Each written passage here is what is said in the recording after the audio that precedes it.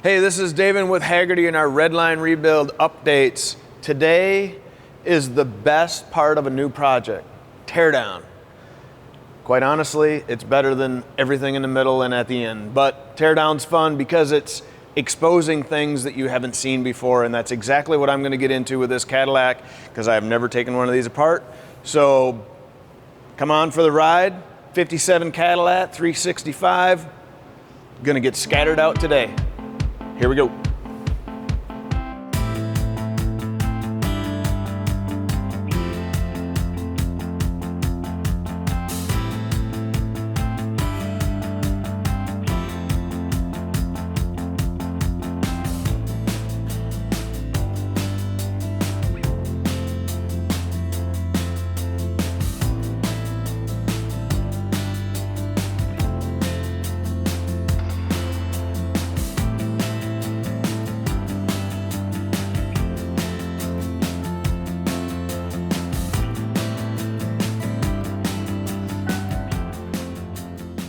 Well, like I said, teardown is always the most interesting for me because it's always unique on how things are done for different manufacturers and of course the age of the vehicle or the engine itself. So taking the water pump just as in general, if you're familiar with a standard, call it a GM water pump, where you would normally have your outlet here to your radiator, and then you have your tube going into the head. This would only look about like this big as far as the water pump is concerned. But in this fashion, it also comes up here and kind of spiders and grabs a hold of both heads, similar to an old Hemi, and it must be feeding water down the heads as well, opposed to water flowing between the heads relative to the intake manifold. And then likewise, there's water lines that run underneath the intake manifold all the way to the back, and we have them just draped out here. There's two of them. These water lines run to the transmission. So instead of the transmission sending its oil up front into the radiator to cool it, the cooler is actually back on the transmission, and these lines run to it. So kind of a long way to get there, but obviously it was working. And then the last thing here before I continue is, here's our oil fill breather stack, which also encompasses the fuel pump. So I'm really interested to see how the fuel pump's being actuated relative to the cam, but way up here opposed to off the side in some fashion. So I don't know, like I said, it's always interesting as you tear them down, you learn a little, and hopefully don't break anything in the meantime, I guess. So back at it.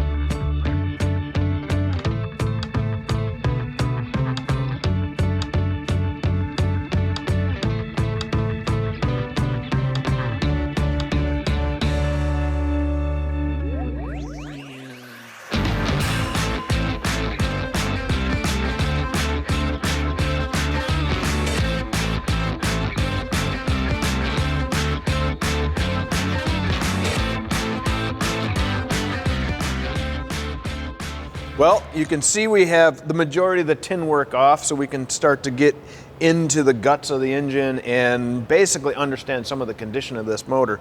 Now, this was a running, driving car. Of course, we all know what that means, is it starts and went down the road, not necessarily top performance of itself. So, for instance, pulling all the spark plugs out, it was pretty oily. So I'm guessing we're down on compression, or at least a lot of blow-by. And as you look in the lifter valley and up on the rocker shaft area, and then of course in the timing area, you can see a lot of sludge buildup. Well, I shouldn't say a lot. You got a pretty good coat of grime on everything. And that's from oil changes potentially missed and such. And also I notice, or at least I would expect, this timing chain to be a fair amount tighter. It seems to be pretty loose to me. And at some point in time, somebody's had the balancer off and appears to have had some vice grips on it to, I don't know what for, but rotated, I guess. But it seems kind of odd that you would do that, but that's what the marks look like. But so far, I'm not seeing anything too terribly alarming. Now, granted, most of our engines that we pull apart, we have to hammer out the pistons or the crankshaft or the camshaft or something along that lines. I don't believe we'll have that this time, obviously, because it was running and nothing appears to be broken from that standpoint. So it'll probably be a little uneventful from that end, but at the same token, it'll make life a whole lot easier for me. So with that, we're gonna start getting heads off and start looking at the top of that pistons from this side. And we're gonna do a little quick video as far as time lapse of watching everything move kind of all at once. So that's what we're gonna do, one head at a time and take a shot, and you'll see that in the time lapse at the end of the day. So guess keep on moving.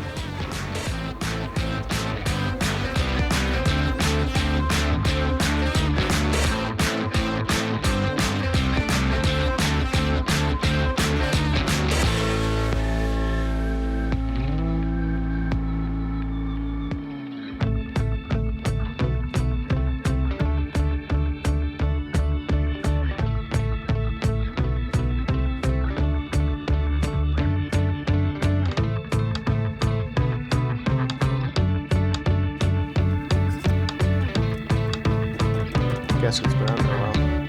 Just brought it through.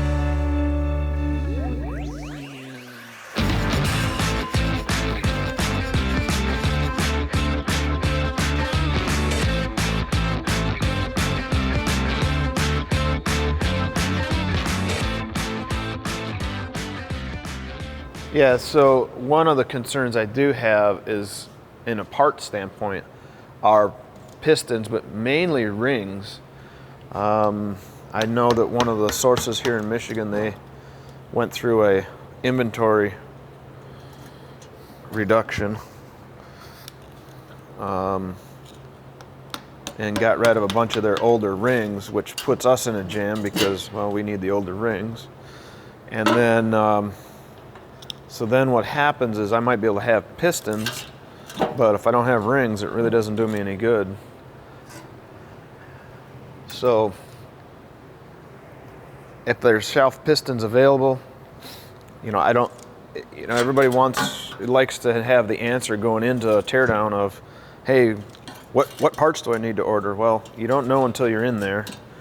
I'm sure I'm going to need pistons, but I have no idea what size I'll need. So until you're in there, got everything apart, can measure it up, know exactly what you have, there's no point in ordering anything. So, all right, let's see what we got here.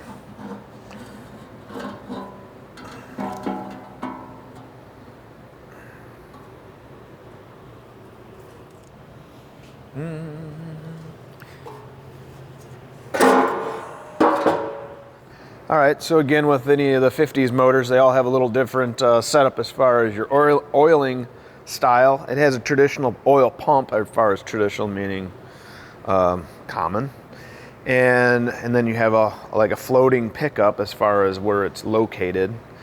But you have this baffled pan or windage tray. It's really more of a baffle between the oil pickup. You got to think about it being the other way, and the rods and rotating assembly.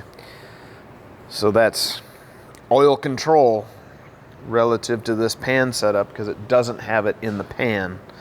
It had some gaps in its oil changes, or at least it got hot between oil changes. Not like hot, overheating bad, just warm, road miles.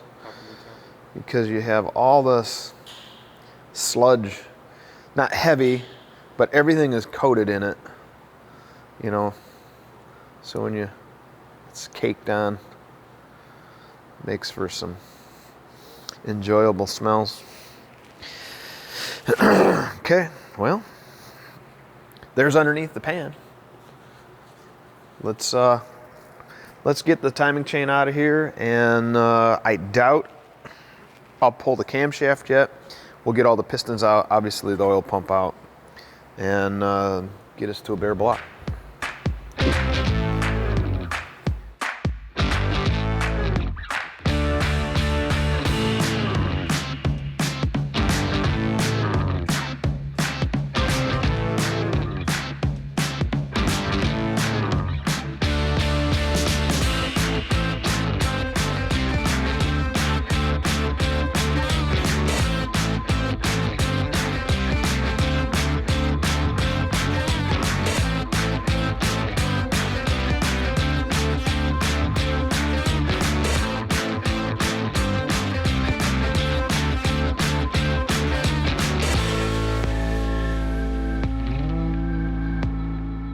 One thing to note here before you get ahead of yourself, if you're going to reuse the rods, you need to make sure they go back in the same hole. Otherwise, you'll have balancing issues. So what you do, or what I'm doing here, is seeing if these were ever marked before.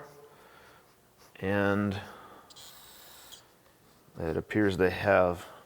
So this is the number 2 hole, number 2 rod. Here's rod number 6. It's stamped 6. If it's not, you're going to need to label it in some fashion.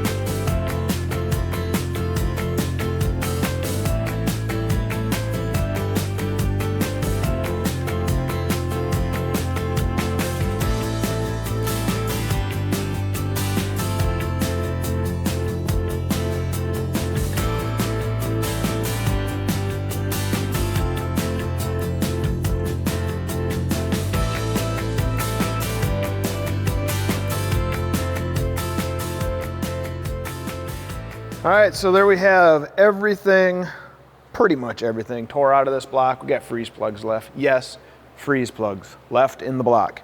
But we have lifters out. The lifters have a nice little wear edge on them.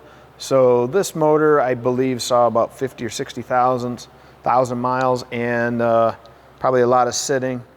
But you're fine. You know, it's got a little bit of rust even for a motor that's been running at the bottom edge of the cylinders. It has a ridge at the top edge, so just by feel, I'm gonna guess we're gonna need 30 over pistons from where we're at right now. And the crankshaft has some minor wear to it. Mainly it has some grooves that I can feel with my fingernail going across here, so we'll have to take this and get it ground out. And of course, get all the sludge cleaned off everything. So good running motor. Still not exactly perfect because it's just showing a little age, not a big deal. We'll get this freshened up, all the parts off to the appropriate machine shops and cleaning and all that. And we'll be back with you next time and doing stuff on this motor. So right now, get out in the shop and go get your work done. There's a beautiful day out there waiting for you. And of course, your ride. So go have fun. See ya.